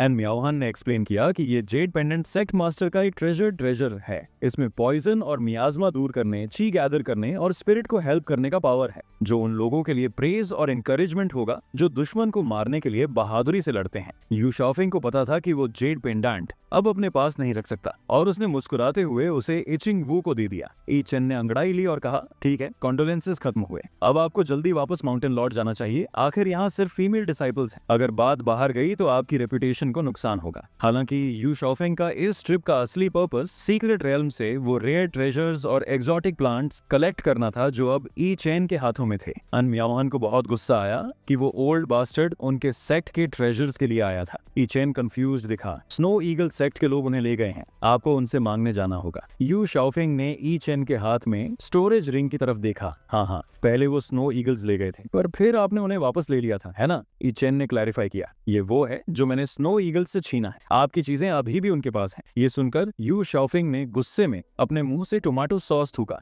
ये रियलाइज करते हुए कि वो अपने ट्रेजर्स वापस नहीं पा सकता। ये वाकई आउटरेजस था। यू शाओफिंग घर गया और गुस्से में सब कुछ स्मैश कर दिया। सेक्ट मास्टर बनने के बाद से उसने सबसे ज्यादा ह्यूमिलिएटेड फील किया। डिंग वियोंग ने प्रेशर में कहा, मास्टर, उस सीनियर का बैकग्राउंड अननोन है। जैसे ही वो आया, उसकी शियांग याओ पीक के लोगों के साथ जमने लगी। अगर हमने इसे जल्दी सॉल्व नहीं किया तो मुझे डर है कि शियांग याओ पीक की वो औरतें आपकी पोजीशन के लिए खतरा बन जाएंगी। तुम क्या करना चाहते हो? चूंकि वो अचानक कहीं से आ गया है, तो चलो उसे गायब करने का रास्ता ढूंढते हैं। अगर आप अग्री करें तो मैं इसे तुरंत तुरंत करूंगा। तुम्हारे पास कोई सोल्यूशन है? मैं वादा करता हूँ कि 3 दिन के अंदर उस आदमी का सिर जमीन पर गिरा दूंगा। बहुत अच्छे, काम होने के बाद मैं तुम्हें रिवॉर्ड दूंगा। इसी बीच ई चेन और सिंगी कोर्टयार्ड में टहल रहे थे और अचानक सिस्टम पॉपअप हुआ। होस्ट के लिए न्यू मिशन, ड्रैगन पॉन्ड पर जाओ, तांची पीक और अपना साइन इन पूरा करो। तो ई चेन ने सिंगी को लिया और रात में चुपके से वहां निकल गया। जब ई चेन अपनी पीठ पर सिंगी को बिठाकर उड़ रहा था, उसे अचानक किसी के तेजी से आने का एहसास हुआ और वो तुरंत जंगलों में उड़ गया। जल्द ही वहां टांची पीक के कई डिसाइपल्स आ गए और ई चेन और सिंगी झाड़ियों में छुप गए। ई चेन को रियलाइज हुआ कि अगर तांची पीक के डिसाइपल्स ने उन्हें देख लिया तो मुसीबत हो जाएगी, इसलिए उसने अपनी सोर्ड पर न उड़ने का फैसला किया। कुछ देर बाद ई चेन सक्सेसफुली ड्रैगन पॉन्ड पहुंच गया, पर अजीब बात थी कि मिशन पूरा होने का कोई प्रॉम्प्ट नहीं आया। उसने सोचा कि क्या उसे पानी में कूदना होगा। तभी सिंगी ने उसे इशारा किया, मास्टर क्या आप वो ढूंढ रहे हैं? उसकी डायरेक्शन में देखने पर उसने ड्रैगन पॉन्ड के पास रखे हुए औरतों के कुछ रिवीलिंग कपड़े देखे। ई चेन ने सिंगी को खींचा और बिना एक शब्द बोले वहां से निकलने ही वाला था, पर भागने से पहले ही वो पकड़े गए। हालांकि वो फिगर इतनी जानी पहचानी क्यों लग रही थी? ध्यान से देखने पर पता चला कि वो सेकंड सिस्टर चिंगशिया थी। चिंगशिया भी हैरान थी और उसने पूछा, ई चेन तुम यहाँ क्यों आए हो? ई चेन ने पहले पूछा, सेकंड सिस्टर क्या आपका पॉइजन खत्म हो गया? आप रेस्ट क्यों नहीं कर रही बल्कि इस सुनसान जगह नहाने आ गए? चिंगशिया ने रिप्लाई किया, तुम्हारे एंटीडोट की वजह से पॉइजन लगभग साफ हो गया है, पर मुझे स्नो ईगल सेक्ट के एल्डर्स का एब्सोल्यूट फ्लेम पाम भी लगा था और मेरी बॉडी में फायर पॉइजन बहुत तेज है। सिर्फ ड्रैगन पॉन्ड का बर्फीला ठंडा पानी ही मेरे घाव भर सकता है। और तुम यहाँ आधी रात को क्या कर रहे हो? क्या तुम अपनी सेकंड सिस्टर को नहाते हुए देखने के लिए यहाँ पीछे पीछे आए हो? ई चेन ने जल्दी से एक बहाना बनाया, मैं यहाँ ट्रेजर ढूंढने आया हूँ। मैंने तंजो से सुना था कि ड्रैगन पॉन्ड के नीचे कोई सीक्रेट ट्रेजर छुपा है, इसलिए मैं अपनी किस्मत आजमाना चाहता हूँ। पर असल में वो सोच रहा था कि बस कोई भी बहाना बनाकर सेकंड सिस्टर को यहाँ से टाल दूं। चिंगशिया का एक्सप्रेशन सीरियस हो गया, यहाँ तक कि अच्छे स्विमर्स भी हमेशा खतरे से बाहर नहीं निकल पाते। अगर मैं पानी के 3 मीटर नीचे भी रहूं तो उससे और नीचे नहीं जा सकती। ड्रैगन पॉन्ड बहुत गहरा है और नीचे का पानी बहुत पावरफुल है। ये तुम्हारे खेलने की जगह नहीं है, मेरे साथ वापस चलो। वो ई चेन को वापस खींचने ही वाली थी कि तभी कोई वहां आ गया। 2 डिसाइपल्स वहां पहुंचे पर उन्हें आसपास कोई नहीं मिला। उनमें से एक ने कहा, अजीब है, मैंने वहां कोई आवाज सुनी थी, चलो जाकर चेक करते हैं। बहुत अंधेरा है, क्या पानी के नीचे कोई है? डिसाइपल्स को रियलाइज नहीं हुआ कि ई चेन और बाकी सब पानी के नीचे छुपे थे, इस डर से कि कहीं वो नीचे चेक करने ना आ जाएं। अचानक उन तीनों को पानी के नीचे से एक बड़ा सक्शन फोर्स फील हुआ और उनकी बॉडीज बिना कंट्रोल के नीचे खींचती चली गईं। ये एक डिजास्टर था और ऊपर के 2 लोगों से बचने के चक्कर में वो 3 मीटर से ज्यादा गहरे चले गए। ई चेन और बाकी लोग किसी मिस्टीरियस फोर्स की वजह से पूल में खींच गए और जैसे ही उन्होंने खुद को संभाला,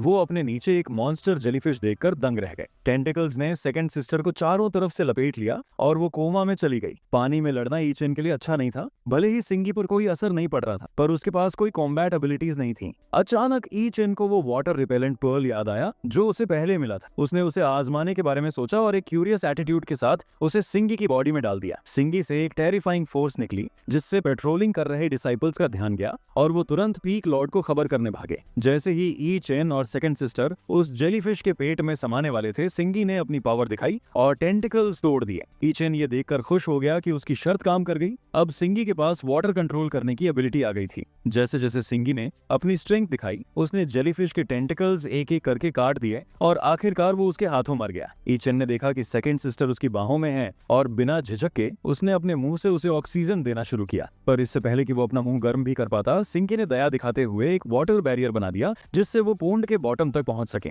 ई चेन को अचानक कुछ गलत लगा और वो चिल्लाया, रुको, क्या ये पानी का पूल बॉटमलेस नहीं है? 2 चीखों के साथ वो तीनों पॉन्ड के बॉटम में गिर गए। बात और खराब तब हुई जब सिंगी सीधे ई चेन के भाई के ऊपर गिरी और वो लगभग बेहोश हो गया। उसने जल्दी से माफी मांगी और ई चेन ने ढीठ बनकर कहा, मैं ठीक हूँ, मैं बहुत टफ हूँ। जब ई चेन और बाकी सब झील में गिरे, उसने सेकंड सिस्टर की तरफ देखा जो पूरी तरह भीगी हुई थी। खुद को कंट्रोल करने की कोशिश करने के बाद भी वो उसे चोरी छिपे देखने से खुद को रोक नहीं पाया। तभी उसे पूल के नीचे एक अनजान गुफा दिखाई दी। वो अभी सोच ही रहा था कि आखिर ये गड्ढा किसने खोदा होगा, तभी उसे एहसास हुआ कि कोई किनारे पर आ गया है। पानी में हुई हलचल ने टियंची पीक के पीक मास्टर का ध्यान अपनी ओर खींच लिया था, जिन्होंने अचानक फॉलन ड्रैगन पॉन्ड की हलचल पर नजर रखने के लिए किसी को भेज दिया। ये देखकर ही चेन ने जल्दी से सिंगी से पूल के पानी को शांत करने के लिए कहा और फिर पूल के नीचे बने रास्ते से एक गुफा में चला गया जहां उसे एक नाइट पर्ल मिली। तभी सिस्टम से आवाज आई, बधाई हो होस्ट, आपने एक हिडन लोकेशन सोर्ड टूम खोज ली है और आपको इनाम में 10,000 सोर्ड्स रिटर्निंग टू जोंगजू मिलता है। इसी पल सेकंड सिस्टर की आंख खुली। वो काफी हैरान लग रही थी और पानी से निकली किसी फेरी जैसी दिख रही थी। अपनी भीगी हुई हालत में उसने उलझन में पूछा कि ये कौन सी जगह है। वह चेन पागलों की तरह उसे देखता रहा और जवाब दिया कि उसे भी नहीं पता। अचानक चिंगशुआ बाहर की तरफ भागी जैसे उसने कुछ खोज लिया हो। कहा जाता है कि सन वान की होली लैंड में कहीं सेक्ट फाउंडर की कब्र है। उनकी कल्टीवेशन बेस बहुत जबरदस्त थी और उनमें से हर कोई अपनी तलवार से दुनिया जीतता था। उन्होंने खुद को एक छिपी हुई जगह पर दफन किया था क्योंकि उन्हें लगता था कि उनके डिसाइपल्स टैलेंटेड नहीं हैं और कोई भी उनकी विरासत को नहीं संभाल सकता। इसके बाद चिंगशुआ ने कब्र को छूने की कोशिश की और सोचा कि इतने सालों बाद क्या कोई इन पूर्वजों की तलवार का वारिस बन पाएगा।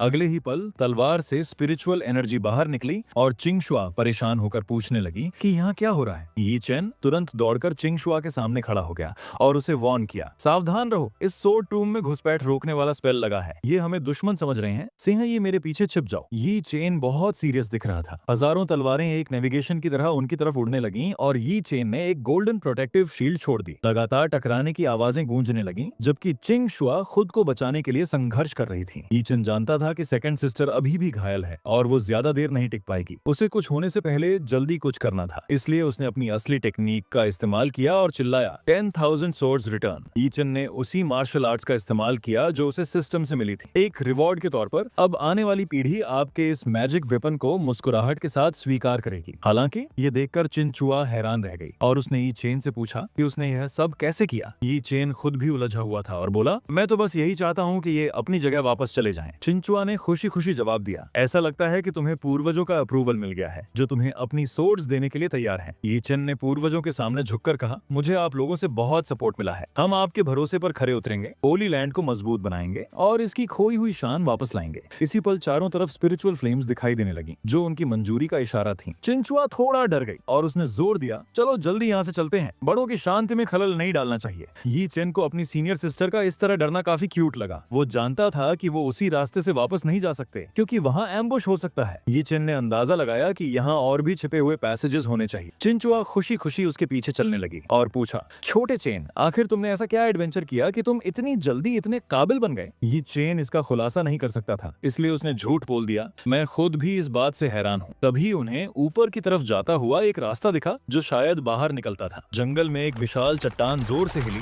और यी चेन का सिर नीचे से बाहर निकला। बाहर निकलने का रास्ता तालाब के पास ही था। जैसा कि यी चेन को शक था, तालाब के पास वाकई कोई छिपा हुआ था। उसने कहा, सेकंड सीनियर सिस्टर, आपकी सोर्ड ज्यादा खराब हो गई है, आप मेरी इस्तेमाल करें, मैं सिंह यी को लेकर आपके पीछे आता हूँ। उसी वक्त पहाड़ के पीछे वाले हिस्से में कुछ लोग छिपकर घूम रहे थे। हैरान करने वाली बात यह थी कि वे स्नो ईगल सेक्ट के लोग थे जो हमला करने आए थे। अचानक उनके एक स्मॉल फ्राई को कुछ नजर आया। ठीक उसी पल चिंगशुआ उनके ऊपर से उड़कर जा रही थी। उस वक्त उसके दिल में जलन की एक हल्की सी भावना आई, अगर ये सिंह यी न होती तो क्याओ चेन मेरे साथ एक ही सोर्ड पर होते। शांत हो जाओ चिंगशुआ, तुम क्या सोच रही हो। अचानक एक जोरदार धमाका हुआ और चिंगशुआ आसमान से नीचे आ गिरी। पीछे आ रहा यी चेन ये देखकर बहुत नर्वस हो गया और तेजी से आगे बढ़ा। एक जानी पहचानी आवाज आई, अरे ये तो तुम हो छोटी सुंदरी, ऐसा लगता है कि तुम मेरी मुट्ठी से बच नहीं सकती। वह आवाज सुनते ही वो डर से भर गई। दो चेलों ने उसे पकड़ लिया। चिंगशुआ गुस्से में थी, तुम स्नो ईगल सेक्ट के हो, तुम्हारी सनहुआन होली लैंड पर हमला करने की हिम्मत कैसे हुई। हालांकि वो छोटा बाल्डी अपने आप में चूर था। उसने कहा, सनहुआन होली लैंड कुछ भी नहीं है, मैं आज सांग याओ पीक को मिट्टी में मिला दूंगा। तभी पास खड़े एक यंग डिसाइपल ने कुछ नोटिस किया, देखो एल्डर, ये सोर्ड तो सबसे बेस्ट क्वालिटी की लग रही है। उस बाल्डी ने पहले ध्यान नहीं दिया, इस लड़की की सोर्ड में क्या खास होगा, क्या इसकी बनावट वाकई कमाल की है, पर मुझे ऐसा क्यों लग रहा है कि मैंने इसे कहीं देखा है। वो अभी सोच ही रहा था कि उसके पीछे एक साया नजर आया। यी चेन के अचानक आने से वो बाल्डी डर गया। क्यों, तुम फिर से आ गए। यी चेन का चेहरा गुस्से से एकदम ठंडा पड़ गया था। मुझे उम्मीद नहीं थी कि तुम होगे। क्या उस दिन की मार काफी नहीं थी जो तुम आज फिर आ गए। मेरे पास तुम्हें देने के लिए कोई पैसे नहीं है। उसकी बात सुनकर सामने वाले को उस दिन का दर्द याद आ गया। साथ आए लिटिल फ्राइज ने कुछ बातें कही तो यी चेन ने अपना हाथ आगे बढ़ाया और बोला, मैं तुम्हारे साथ बकवास करने के मूड में नहीं, उसे जाने दो और मेरी सोर्ड वापस करो। बाल्डी ने तुरंत अपने तेवर बदल लिए और हंसकर बोला, लड़के, तुम्हारे पास ये पियरलेस सोर्ड थी, इसलिए तुम इतने उछल रहे थे। अब जब ये मेरे हाथ में है तो देखते हैं तुम क्या कर सकते हो। तभी 7 स्टार फॉर्मेशन चालू हो गया। ये देखकर चिंगशुआ हैरान रह गई और चिल्लाई, क्या तुम पागल हो गए हो? तुम एक छोटे से चेन पर 7 स्टार फॉर्मेशन इस्तेमाल कर रहे हो। चेन, भागो यहाँ से। बाल्डी काफी एक्साइटेड था और बोला, इस छोकरे ने मेरे साथ जो किया उसके लिए मैं इसके टुकड़े टुकड़े कर देना चाहता हूँ। यी चेन ने मजे लेते हुए कहा, नाम तो काफी भारी है पर पता नहीं इसमें कितनी जान है। बाल्डी चिढ़ गया,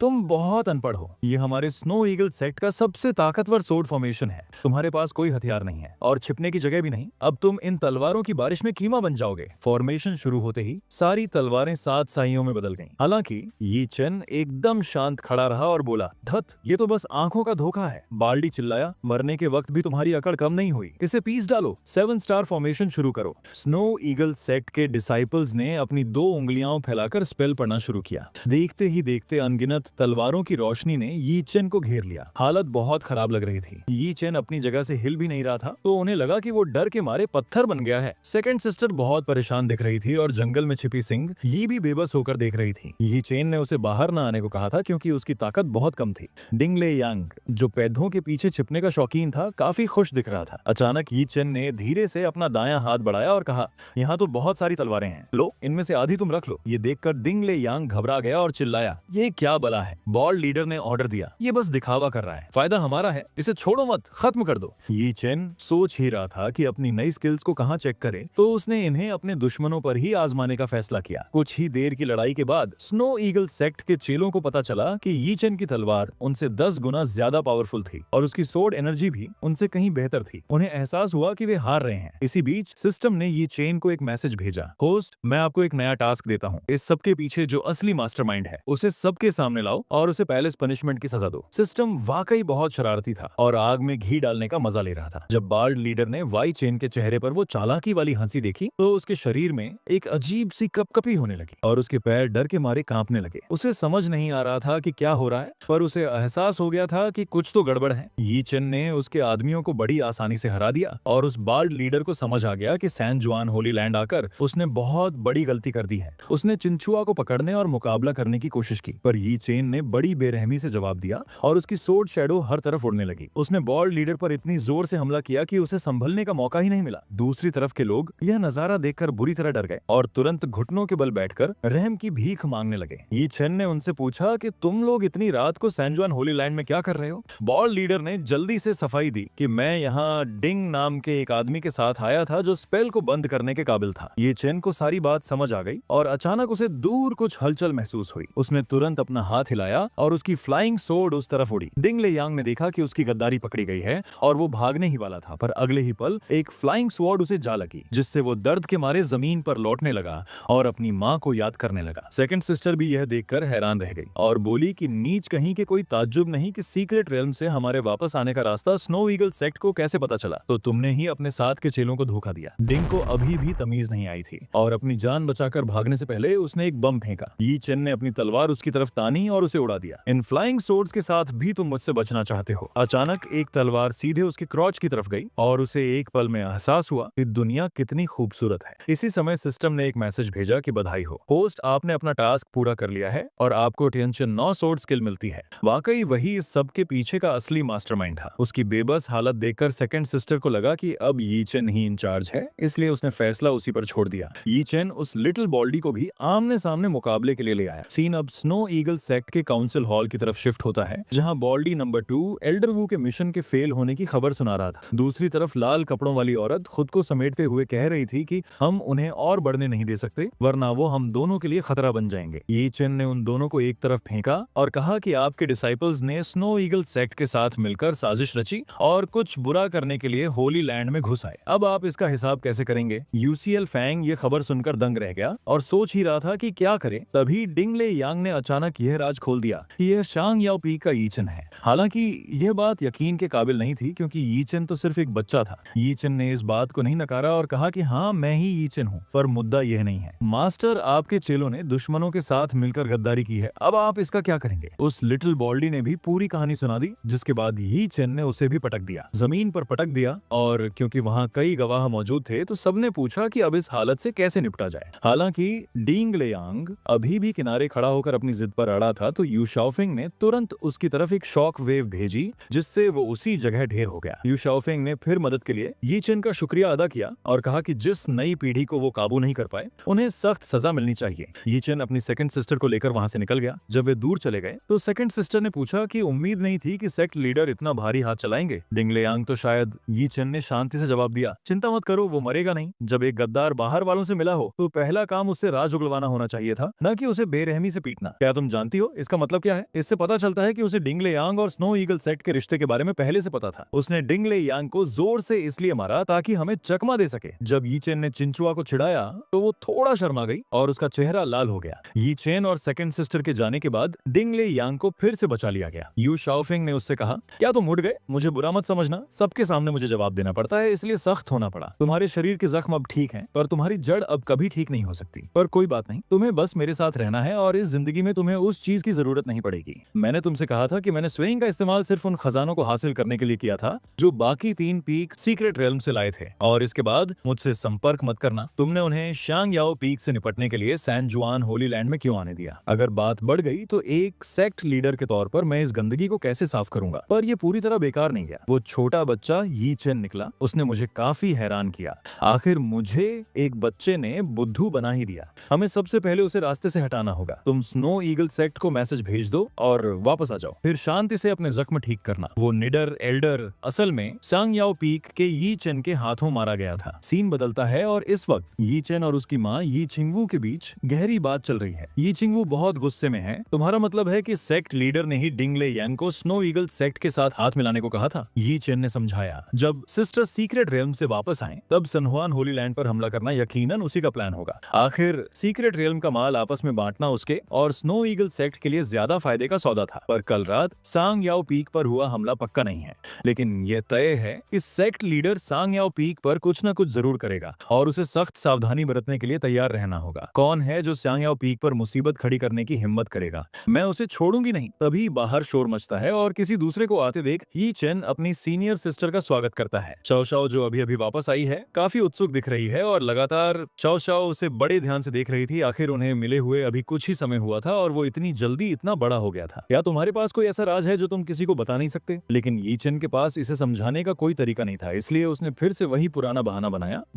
मैंने अपनी माँ की दी हुई दवाई खाई थी और अचानक बड़ा हो गया। शाओ शाओ के मिलते ही वो फौरन वहां से हटने का बहाना बनाता है ताकि गुफा में जाकर अकेले प्रैक्टिस कर सके। यी चिंगवू इस अचानक लिए फैसले से हैरान थी, पर शाओ शाओ समझ गई कि वो उसे अवॉइड कर रहा है। इसी बीच पीछे वाले पहाड़ की गुफा में सिंग यी जगह साफ करती है और यी चेन उसे पहले वापस भेज देता है। हालांकि लौटते वक्त सिंग यी ने गौर नहीं किया कि कोई उसका पीछा कर रहा है। गुफा में यी चेन इस शरीर की पुरानी यादों को याद करता है। शाओ शाओ और यी चेन की उम्र में बहुत कम फर्क था और वो उसे सबसे ज्यादा परेशान करती थी और अक्सर उसे बुली करती रहती थी। बेहतर होगा मैं उससे दूर ही रहूं ताकि किसी मुसीबत में ना पड़ूं। अचानक गुफा में कोई दाखिल होता है। यी चेन को लगा कि शायद सिंग यी वापस आई है और वो उससे कुछ पूछने ही वाला था कि तभी उसे एक गुस्से वाला चेहरा दिखा। मेरे आते ही तुम वहां से भाग गए, कल्टीवेशन के लिए नहीं बल्कि मुझे अवॉइड करने के लिए, है ना? मुझे सच बताओ, तुम रातों रात इतने बड़े कैसे हो गए? तुमने कौन सा तरीका इस्तेमाल किया? जल्दी बताओ। यी चेन ने फौरन कसम खाई कि उसका इरादा उसे नजरअंदाज करने का नहीं था, पर 7th सीनियर सिस्टर ने कहा कि वो समझती है। फिर भी वो सच जानना चाहती थी क्योंकि उसे इसकी सख्त जरूरत थी। एक लड़की होने के नाते उसे चिंता थी कि उसका चेस्ट काफी छोटा है।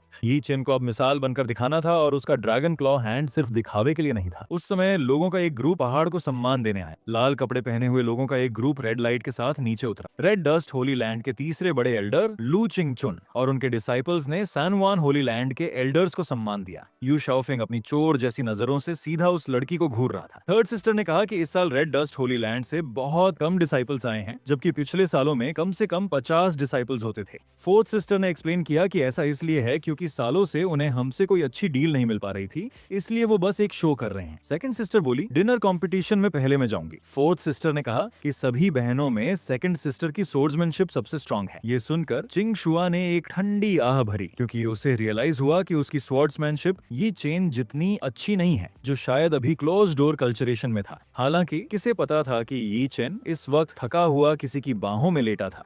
उसे शक हुआ कि क्या यी चेन की ड्रैगन क्लॉ टेक्निक वाकई इफेक्टिव थी, जिस पर यी चेन ने उसे दोबारा ट्राई करने का सजेशन दिया। पर शाओ कोई बेवकूफ नहीं थी और उसे दोबारा तरबूज चुराने नहीं देने वाली थी। ऐसे स्कम को फेंक देना चाहिए और उसे अपने नुकसान की भरपाई के लिए छोड़ देना चाहिए। इसी बीच माउंटेन वर्शिप कंपटीशन चल रहा था। रेड डस्ट के डिसाइपल्स चिल्लाए कि और किसकी ऊपर आने की हिम्मत है। यहाँ तक कि ग्रैंड मास्टर भी थोड़ा परेशान थे। उन्होंने सोचा था कि इस साल कम लोग आने से चीजों को हैंडल करना आसान होगा, पर एक डार्क हॉर्स सामने आ गया। उस इंसान की क्विक और अनयूजुअल मूव्स ने यूलिंगसी और अनमियाओहन को भी हैरान कर दिया। रेड डस्ट होली लैंड के एल्डर लियू चिंगचून इससे बहुत सेटिस्फाइड थे और बोले कि उनके डिसिपल्स थोड़े ज्यादा हैवी हैंडेड हो गए हैं, इसलिए बुरा न माने। इचिंग वू ने सेकंड सिस्टर को मुकाबले के लिए स्टेज पर भेजने की तैयारी की। तभी यूलिंगसी उन्हें सावधान रहने के लिए कह रही थी। इसी बीच सिंग यी को ऑर्डर्स मिले और वो पहाड़ के पीछे पहुंची और एकदम सही वक्त पर आ गई, वरना यी चेन मुसीबत में पड़ सकता था। सिंग यी ने रिपोर्ट दी कि कुछ गड़बड़ है और वो चाहती थी कि यी चेन जल्दी आकर टीम को सपोर्ट करे। जैसे ही चिंग शुआ स्टेज पर जाने वाली थी, यी चेन जल्दी से वापस आया और उसे एक तरफ खींच लिया। फिर उसने सुप्रीम प्यूपल टेक्निक का इस्तेमाल किया और कुछ कुछ सस्पिशियस पॉइंट्स ढूंढे। दुश्मन असल में भेष बदला हुआ एक एक्सपीरियंस्ड एक्सपर्ट था। इस वजह से हमारे डिसाइपल्स अक्सर 2 या 3 मूव से ज्यादा नहीं टिक पा रहे थे और हार रहे थे। इस आसान जीत ने दुश्मन को थोड़ा ओवर कॉन्फिडेंट बना दिया था। कुछ देर सोचने के बाद ये चेन ने अपने शक के बारे में बताया और फिर गुपचुप तरीके से चिंग शुआ को अपने प्लान के बारे में जानकारी दी। सेकंड सिस्टर भी आगे बढ़ी और सन्याओ पीक की चिंग शुआ ने कुछ गाइडेंस मिलने के बाद सलाह लेने के लिए कदम बढ़ाया। बिना किसी वेपन के स्टेज पर आकर उसने सबको हैरान कर दिया। एल्डर लू चिंगसन को लगा कि वो थोड़ा शो ऑफ कर रही है। चिंशुआ ने ग्रेसफुली अपना हाथ हिलाया और कहा, आ जाओ, मैं पीछे नहीं हटूंगी। तभी ओपोनेंट ने उसे किक मारी, लेकिन उसी वक्त यी चेन ने चुके से ब्रेक द फॉर्मेशन टेक्निक का इस्तेमाल किया। हालांकि दुश्मन का अटैक काफी खतरनाक था, पर अचानक उसकी स्पीड कम हो गई। चिंशुआ ने मौके का फायदा उठाकर उन्हें जोर का किक जड़ा। रेड डस्ट के डिसाइपल्स ये देखकर दंग रह गए कि उनका सीक्रेट फॉर्मेशन टूट चुका था। स्टेज पर बैठे एल्डर्स भी चिंशुआ की परफॉर्मेंस देखकर हैरान थे। ओपोनेंट पूरी तरह अपनी स्पीड बढ़ाने वाले फॉर्मेशन पर टिका था, पर जैसे ही वो टूटा, उनका चीफ सर्कुलेशन बिगड़ गया और उनकी रफ्तार धीमी हो गई। यी चेन ने अपनी मैजिक से उनके इल्यूजन मास्क को तोड़ने की कोशिश की, पर हैरानी की बात यह रही कि वो नाकाम रहा। जैसे ही वो कामयाब होने वाला था, दुश्मन वापस अपने डिस्गाइज वाले रूप में आ गया। यी चेन हैरान था और पास खड़ी शाओ ने पूछा कि क्या हुआ। रेड डस्ट के डिसाइपल्स ने देखा कि मामला बिगड़ रहा है, तो वो जल्दी से वहां से भाग निकले। बाकी डिसाइपल्स ने भी ये सब देखा। ग्रैंड मास्टर ने मजे लेते हुए कहा, हाँ, तुम्हारे डिसाइपल्स तो बड़े शर्मिले निकले, बस एक गेम हारते ही भाग गए। लियू चिंगशान बस शर्मिंदगी में जवाब दे पाए। उसी समय यी चेन ने शाओ को समझाया कि यहाँ कोई मास्टर मौजूद है जिसने मेरे फॉर्मेशन को तोड़ा है। नहीं, जिस इंसान ने वो वॉर किया उसकी कल्टीवेशन बेस मुझसे भी ऊपर है। यी चेन अचानक चेहरे पर एक चमक के साथ बाहर भागा, ये इशारा करते हुए कि उसने उस इंसान को ढूंढ लिया है। पता चला कि रेड डस्ट का एक डिसिप्लिन अपनी चोटों से ठीक होने के लिए जंगलों में गया था। पहले निकले हुए इंसान ने उसके पास जाकर मैदान में हुई दिक्कत की रिपोर्ट दी। वो लाल बालों वाला इंसान भी हैरान था कि कोई उनकी सॉल्यूशन टेक्निक को कैसे तोड़ सकता है। उसने उसे सावधानी से सांस लेने और दूसरों को मौका न देने की सलाह दी। हालांकि उन्होंने ध्यान नहीं दिया कि यी चेन पेड़ के पीछे छिपकर सब कुछ देख रहा था। ये उम्मीद से बाहर था कि रेड डस्ट के वो लोग जो सेक्ट के हेड के बाद दूसरे नंबर पर आते हैं, मामूली डिसाइपल्स के बीच छिपे थे।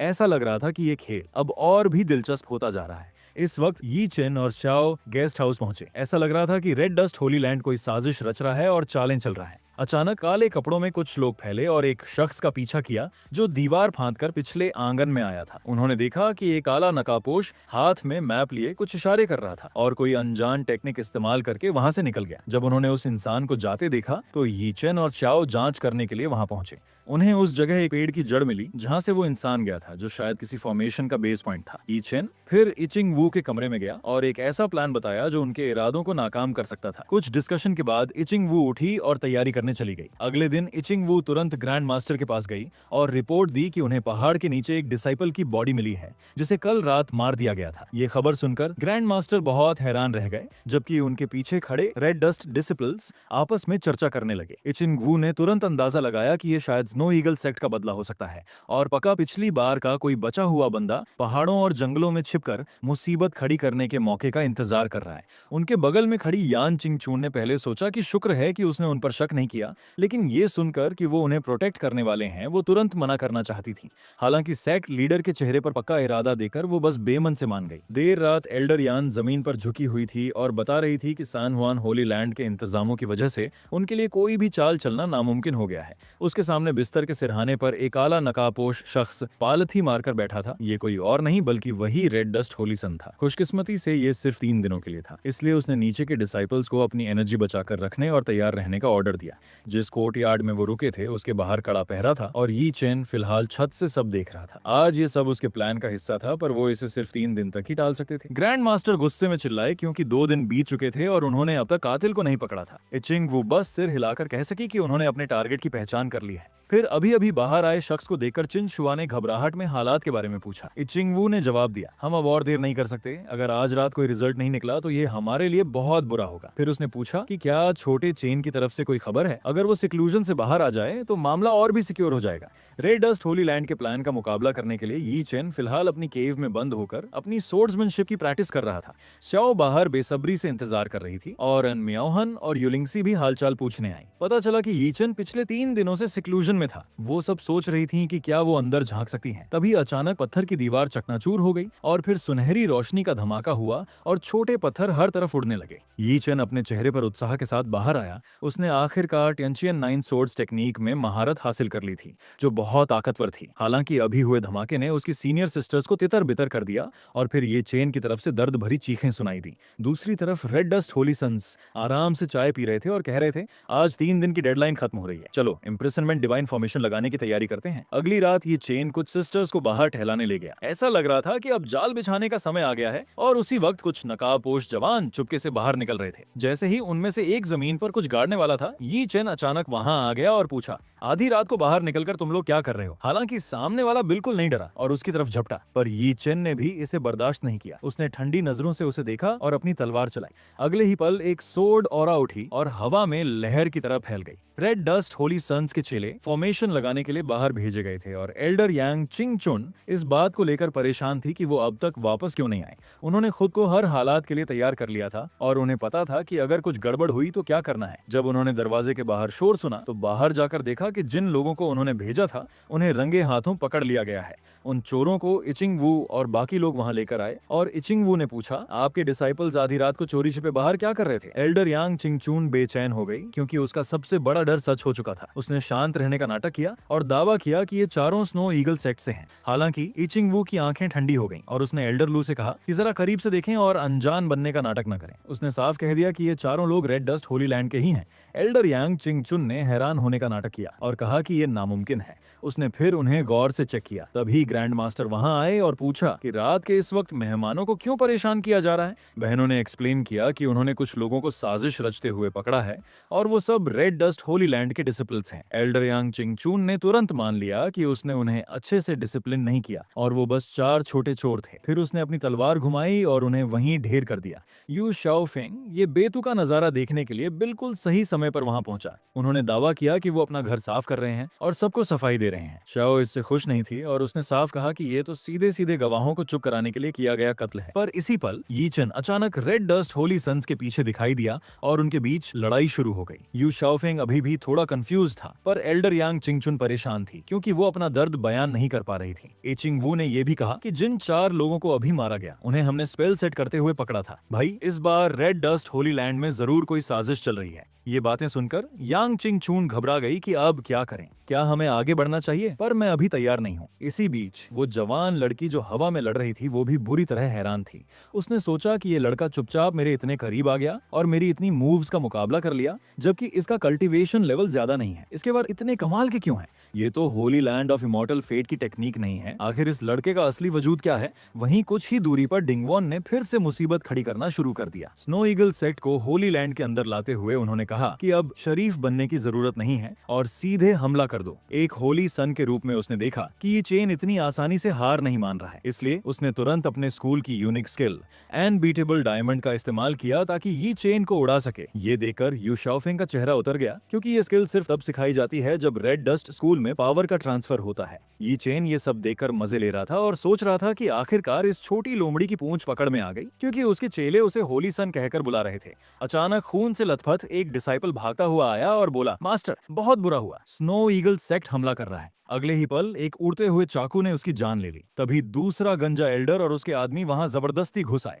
ग्रैंड मास्टर ने गुस्से में कहा, क्या तुम लोग दुनिया के कायदे कानून भूल गए हो जो बार बार हमारे Holy Land of Immortal Fate को परेशान कर रहे हो? ये सुनकर वो गंजा आदमी पागलों की तरह हंसने लगा और बोला, हा हा हा, क्या तुम फिर से वही नाटक करना चाहते हो? क्या तुमने ही हमें लूटने के लिए नहीं बुलाया था? किसने कहा था कि लूट का माल 50-50 बटेगा? ये सुनते ही आसपास के लोग हैरान रह गए और उनका मन किया कि वो ग्रैंड मास्टर को कूट दें। इचिंग वू बहुत कंफ्यूज थी और उसने पूछा कि Holy Land of Immortal Fate तो एक एन्चांटमेंट से प्रोटेक्टेड है। पिछली बार डिंगवे यंग लोगों को अंदर लाया था, पर इस बार डिंगवे यंग ने उसकी बात बीच में ही काट दी और बाहर आकर बोला, हाँ ये मैं ही था। ये सुनकर इचिंग वू दंग रह गई और बोली, भाई आपने तो कहा था कि आपने उसे क्लिफ ऑफ रिफ्लेक्शन में कैद कर दिया है, फिर वो बाहर कैसे आया? डिंगवे यंग अचानक चिल्लाया, चुप हो जाओ। सन हुआन होली लैंड में मुझे 2 लोगों से सबसे ज्यादा नफरत है, एक तुम जिसने मेरा पिछला हिस्सा छीना और दूसरा वो जिसने मेरा अगला हिस्सा छीना। इसलिए तुम्हें तबाह करके ही मेरे दिल को शांति मिलेगी। दूसरी तरफ यू शाओफेंग को अभी भी समझ नहीं आ रहा था कि क्या हो रहा है और वो रेड डस्ट होली लैंड से मदद मांगने की सोच रहा था। यी चेन बिल्कुल हैरान था। ये लोग साफ तौर पर आपस में मिले हुए थे